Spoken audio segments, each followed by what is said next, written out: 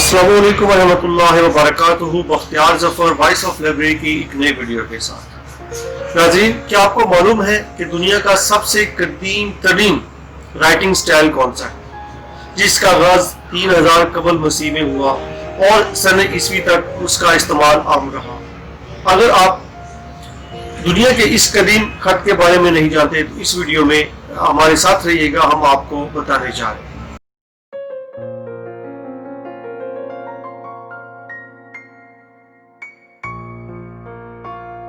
नाज़रीन, खत मैखी, जिसको इंग्लिश में कुनिफॉर्म वो राइटिंग स्टाइल कहा जाता है, ये दुनिया का कदीम तरीन खत तस्वर होता है या राइटिंग स्टाइल तस्वर होता है, जो एशिया कुचक से लेके पूरी दुनिया में इसका इस्तेमाल आम रहा और इसको पूरी दुनिया में एक बैनुल-अक़वामी खत की हैसियत हासिल थी। जैसे आजकल इंग्लिश खत या इंग्लिश जो है वो पूरी दुनिया की एक जुबान समझी जाती है, इसी तरह जो कुनिफॉर्म खत था या खत मैखी था, ये पूरी दुनिया में सबसे ज्यादा इस्तेमाल होने वाला खत था। इस खत को आगाज करने वाली सुमेरी कौम थी, बाबली कौम थी, जिन्होंने इसको 3000 कबल मसीह में इसका आगाज किया और सन ईस्वी तक इसका इस्तेमाल आम रहा। इसमें हम आपको ये भी बताते जाएं कि सुमेरी जो कौम थी, जो बाबली कौम थी, उसने ये जो खत था ये फुनीकी कौम से इसको लिया था या उनसे इस हुनर को सीखा था।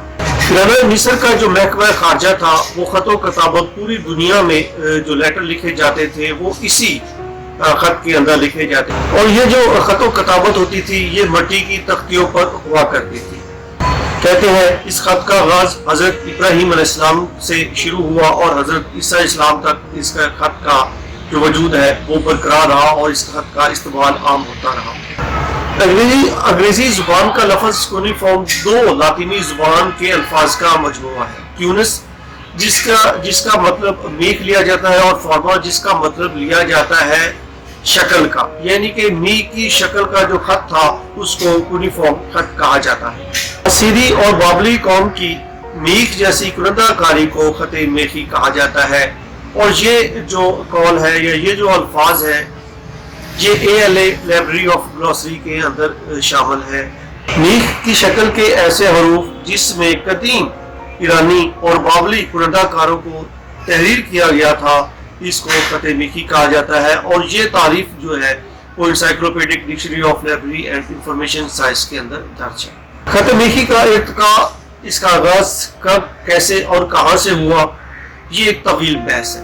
मुख्तलिफ मुफक्करीन, मुख्तलिफ माहिर इसके ऊपर दिन रात जो मेहनत कर रहे हैं, काम कर रहे हैं और अभी तक इसके ऊपर मजीद काम की गुंजाइश बाकी है। ताहम जो अभी तक डॉक्यूमेंट्रीज हमें हमारे पास मौजूद है या जो अभी हमें जो इंफॉर्मेशन हमारे पास पहुंची है उसमें से जो ये खत मेखी का आगाज था तो सबसे पहले सुमेरी कौम ने किया और सुमेरी कौम दुनिया की कदीम तहजीबों और कौमों में इसका शुमार होता है। मिस्टर थॉमस हाइड जो ऑक्सफोर्ड यूनिवर्सिटी में अफगानी जुबान के प्रोफेसर हैं, उन्होंने सबसे पहले अपनी तहकीक और अपनी रिसर्च के दौरान या रिसर्च के बाद इस खत को पहली दफा खत मेखी का नाम दिया और इनको कुनिफॉर्म कहा जाने लगा। कहते हैं इस खत का आगाज 4000 कबल मसीह में हुआ था।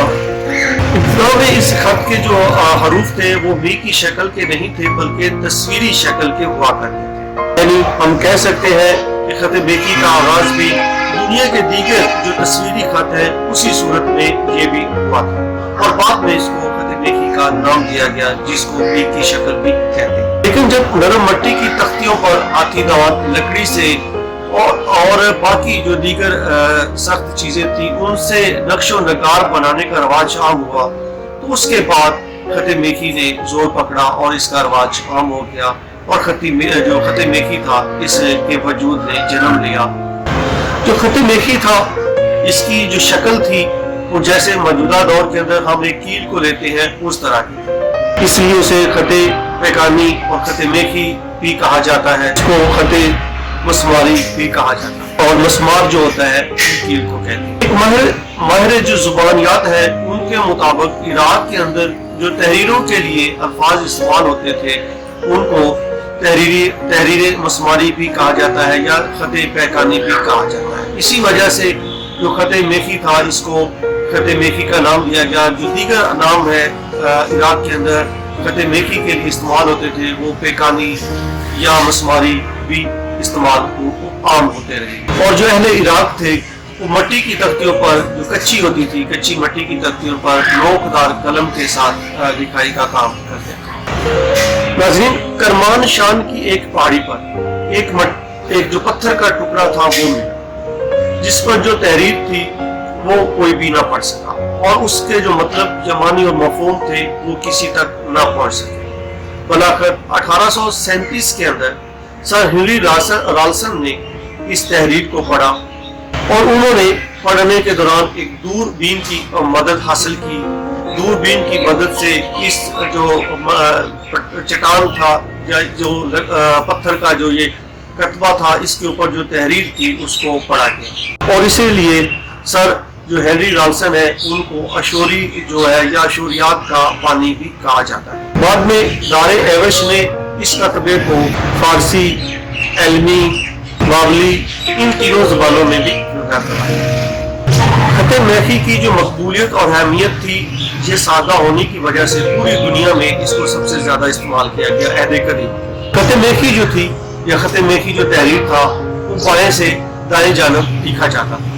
خط میخی جو تھا اس کو تصویری خط کی نسبت کھینچنا، اس کو طویل کرنا آسان سمجھا جاتا تھا، اس کا استعمال آسان تھا، اس کو لکھنا آسان تھا.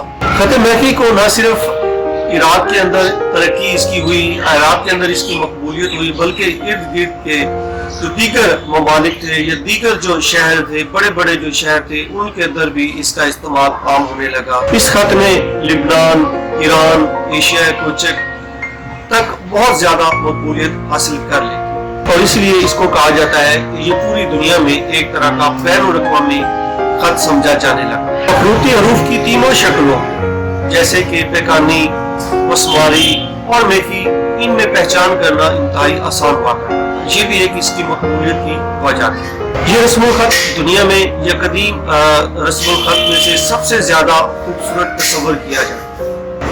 تصویر کے اندر بعض اوقات جو لکیریں ہوتی تھیں یا تصویر کھینچتے وقت کافی دقت کا سامنا کرنا پڑتا، لیکن یہ خط انتہائی آسانی کے ساتھ تیار ہو جاتا تھا اور بڑی خوبصورتی کے ساتھ اس کے اندر جو ہے وہ تیاری اس کی آسان ہو جاتی ہے. اسی طرح ناظرین، اگر دیکھیں ہم تو دنیا میں کسی چیز کو بھی بقا حاصل نہیں، ہر چیز ترقی کے ساتھ آگے بڑھتی جاتی ہے. جدت ہر چیز کے اندر آتی ہے، آ رہی ہے اور آتی رہے گی.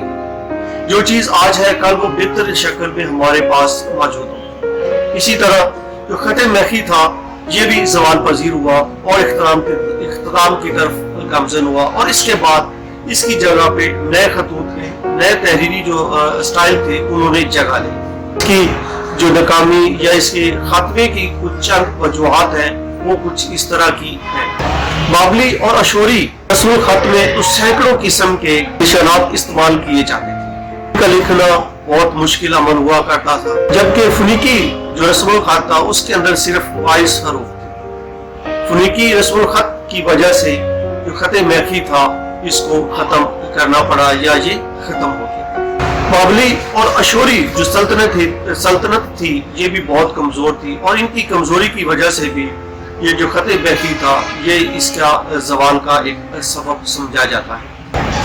کرک سیرو نے جب بابل کو 539 عیسوی میں فتح کیا تو اس کے بعد خط میخی کا استعمال مزید کم ہونا شروع ہو گیا. 6 صدی قبل مسیح میں آرامی خط کے وجود میں آنے کے بعد بھی جو خط میخی تھا اس کا استعمال کم ہونا شروع ہو گیا. تو یہ تھی جی آج ہماری ایک ویڈیو ناظرین خط میخی کے اوپر.